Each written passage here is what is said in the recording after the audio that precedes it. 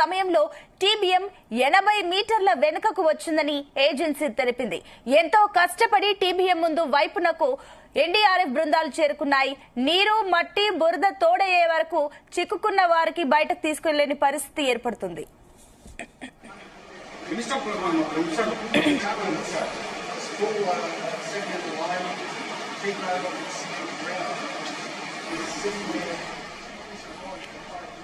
ఇక టన్నెల్ లోపలి దృశ్యాలను రెస్క్యూ టీం ఫోన్లో రికార్డ్ చేశాయి. రెస్క్యూ బృందాలు ప్రమాద స్థలానికి చేరుకునే పరిస్థితి లేక వెనక్కు రావడంతో తర్వాత ఏం చేయాలన్న దానిపై అధికారులు సమాలోచనలు చేస్తున్నారు.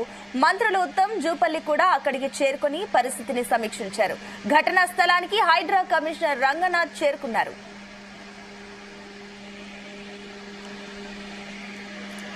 ఇదే అంశానికి సంబంధించి మరిన్ని డీటెయిల్స్ మా కరెస్పాండెంట్ జానయ్య అందిస్తారు. జానయ్య, ఈ సంఘటనకు సంబంధించి